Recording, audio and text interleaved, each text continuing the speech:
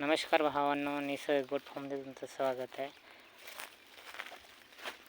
मी गेल्या व्हिडिओमध्ये तुम्हाला सांगितलं होतं मी 5-6 शेळीपासून मी 50 शेळीपर्यंत प्रवास माझ्यासोबत जो अनुभव आहे तुमच्यासोबत मी शेअर करणारा. हा जो बोकड दिसतो तुम्हाला, हा बोकड मी 5-6 किलो असताना याला घेऊन आणलं असतं 2,500मध्ये.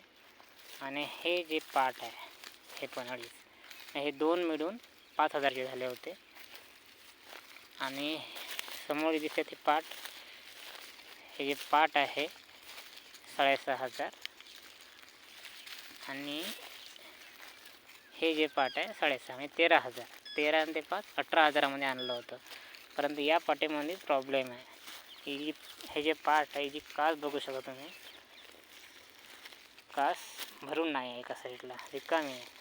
तर हा प्रॉब्लेम हे करता मी शेळी घेऊन आणलं होतं कमी रेटमध्ये मिळाल्यामध्ये. तर हे सर्वात माझी चूक झाली होती सुरुवातीला.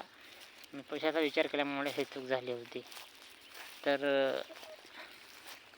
हा व्हिडिओ जर आवडल्यास ह्या व्हिडिओला लाईक करा आणि चॅनलला सबस्क्राईबला विसरू नका.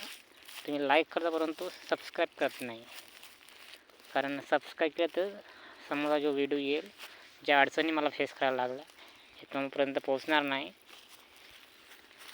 कारण हाच आहे की तुम्ही जेव्हा शेळीपालन सुरुवात करता तर तुमच्याकडून ह्या चुका नाही व्हाव्या, हाच माझा प्रयत्न आहे.